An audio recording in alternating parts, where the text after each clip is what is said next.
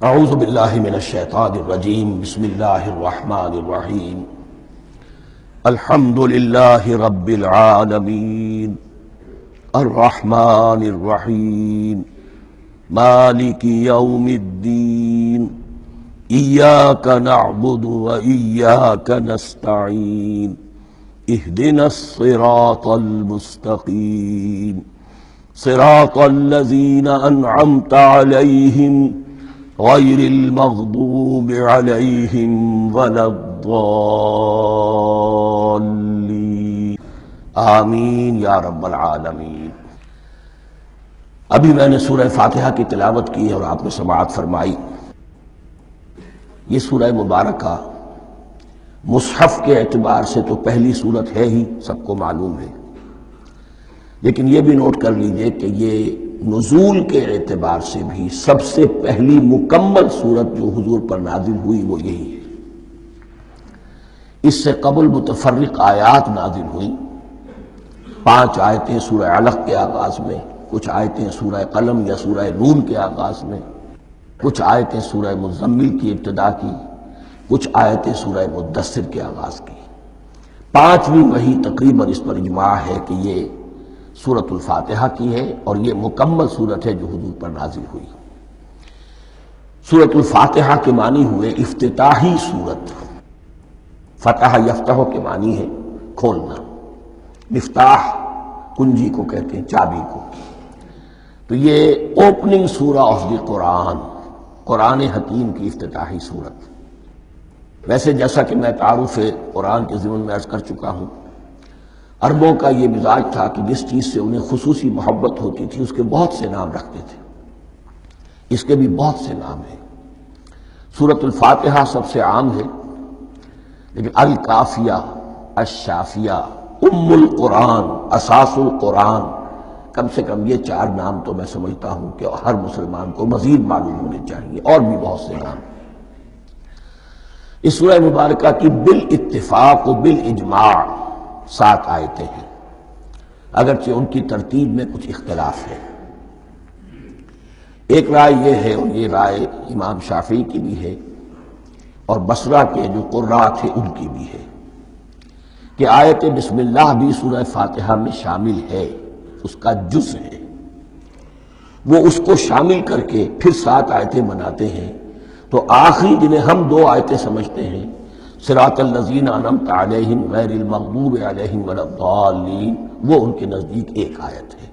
تو گویا کہ نتیجہ یہ نکلا کہ آیتوں کی تعداد 7 ہی رہتی ہے۔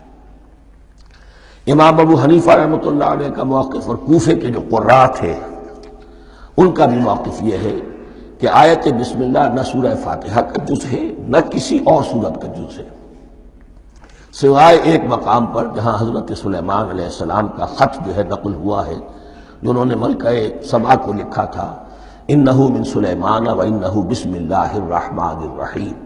تو قرآن کے متن میں صرف اسی جگہ پر یہ آیت شامل سمجھتے ہیں، باقی یہ صرف علامت کے طور پر کہ یہاں سے ایک نئی سورت شروع ہو رہی ہے درج کی گئی ہے۔ اس سورہ مبارکہ کو الصلاح قرار دیا گیا ایک حدیث میں۔ اس کا جو اسلوب ہے وہ دعا کا ہے، اور دعا کے ساتھ اس کی جو مناسبت ہے، اور پھر اسی کی وجہ سے ہماری نماز کا یہ جزو لا ینفک بنا دیا گیا۔ بلکہ ایک حدیث جو میں آپ کو سناؤں گا اس میں اسی کو نماز قرار دیا گیا، الصلاح یہی ہے۔ ویسے وہ حدیث مبارک موجود ہے، من لم یقرأ بفاتحۃ الکتاب لا صلاۃ لمن لم یقرأ بفاتحۃ الکتاب، جو شخص سورہ فاتحہ کی تلاوت نہیں کرتا اس کی کوئی نماز نہیں۔ اس کے حوالے سے بھی ہمارے ہاں 2 مسلک ہے، ذکر صرف اس لیے کر رہا ہوں کہ آپ کے علم میں ہو، ان میں کوئی بنیادی فرق نہیں ہے۔ کسی بھی ایک رائے کا انسان قائل اور حامل ہو سکتا ہے بغیر اس کے کہ دوسرے کو بالکل غلط قرار دے، بلکہ یہ کہ اس کے لیے بھی گنجائش اپنے ذہن میں اور اپنے دل میں رکھے۔ اور دوسری آیت یہ ہے کہ اس کا حصہ نہیں ہے۔ اسی اعتبار سے یہ کہ یہ سورہ مبارکہ نماز میں پڑھی جانی ضروری ہے، لا صلاۃ لمن لم یقرأ بفاتحۃ الکتاب۔ البتہ یہ اختلاف ہے، یہ بات جو میں ذکر کر رہا تھا جو ذہن سے نکل گئی، کہ آیا مقتدی جو ہے امام کے پیچھے کھڑا ہو کر جب نماز پڑھ رہا ہو تو کیا اس صورت میں بھی اس کے لیے لازم ہے کہ سورہ فاتحہ پڑھے؟ اس میں 2 رائے ہو گئی، بلکہ 3۔ ایک رائے انتہائی ہے اور وہ فقہ حنفی کی طرف منسوب ہے کہ اگر آپ امام کے پیچھے مقتدی کی حیثیت سے نماز پڑھ رہے ہیں تو کسی بھی رکعت میں آپ سورہ فاتحہ نہیں پڑھیں گے۔ ایک دوسری بالکل برعکس رائے ہے، وہ امام شافعی رحمۃ اللہ علیہ کی ہے کہ ہر حالت میں چاہے امام جہری رکعت پڑھا رہا ہو جس میں وہ بلند آواز سے سورہ فاتحہ پڑھ رہا ہو، اور چاہے وہ سری رکعت ہو، ہر حالت میں مقتدی کو بھی پڑھنی ہے۔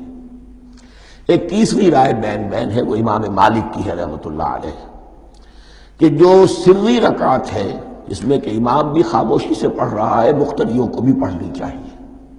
جو جہری رکعت ہے جس میں کہ امام بلند آواز سے پڑھ رہا ہے، اس میں مقتدیوں کو خاموش رہ کر پوری توجہ جو ہے سننے پر صرف کر دینی چاہیے۔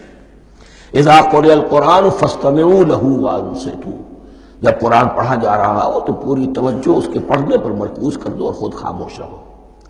میرے اپنی رائے میں یہ تیسری رائے سب سے زیادہ صائب ہے، اور اس میں کسی طرح کی بھی کوئی پیچیدگی پیدا نہیں ہوتی۔ بہرحال اس سورہ مبارکہ کا جو اسلوب ہے میں نے عرض کیا دعائیہ ہے، البتہ قرآن مجید کے علم اور حکمت کے اعتبار سے، اس کے فلسفے کے اعتبار سے ایک بات سمجھ لینی چاہیے۔ قرآن کا فلسفہ یہ ہے کہ بنیادی ہدایت ہر انسان کے دل میں موجود ہے، بالقوہ، پوٹینشلی۔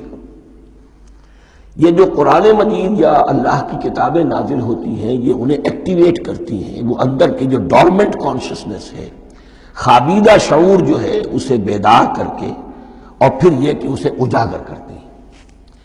ہر سلیم الفطرت انسان اور سلیم العقل انسان، دو سلامتی یہ شرط ہے۔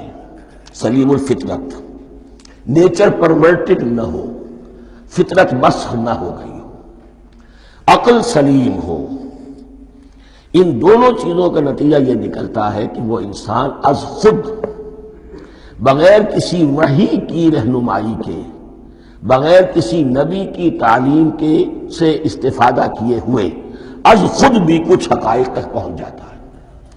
اور وہ حقائق کیا ہیں؟ نمبر ایک یہ کہ اس کائنات کا ایک خالق ہے اور وہ ایک ہے، اور وہ تمام صفات کمال سے متصف ہے۔ نمبر دو یہ کہ انسان کی زندگی صرف یہ زندگی نہیں ہے، بلکہ ایک اور زندگی ہے کہ جس میں اس زندگی کے اعمال کے نتائج برآمد ہوں گے۔ یہ دو باتیں، اس کی زیادہ وضاحت کے ساتھ جو ہے اس کا تذکرہ آئے گا سورہ لقمان میں، جہاں حضرت لقمان کی شخصیت کا تذکرہ ہے۔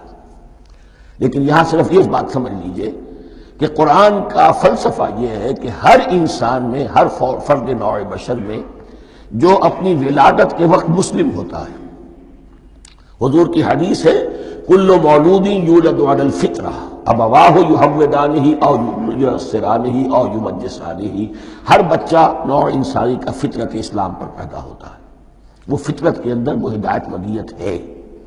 اب اگر وہ فطرت بس نہیں ہوئی اور عقل جو ہے وہ صحیح رخ پر کام کر رہی ہے تو ان دو حقائق تک وہ انسان خود پہنچ جائے گا۔ لیکن ان دونوں حقائق تک پہنچنے کے بعد اب وہ دست بستہ دعا کرے گا کہ اے رب اب مزید ہدایت تو مجھے عطا فرما۔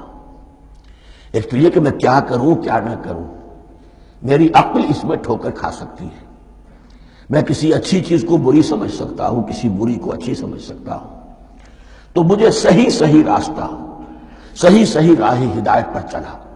یہ دعا ہے جو انسان کرتا ہے جبکہ وہ ایمان باللہ اور ایمان بالآخرہ تک خود پہنچ چکا ہوتا ہے، اور یہ سمجھتا ہے کہ صحیح زندگی کا رخ یہی ہے کہ جس رب کو میں نے پہچانا ہے کہ وہ اس کائنات کا خالق ہے اور مالک ہے اور رب ہے، میں اس کی بندگی کروں، اس کی اطاعت کروں، اس کا حکم مانوں، اس کے راستے پر چلوں۔ لیکن وہ راستہ کون سا ہے؟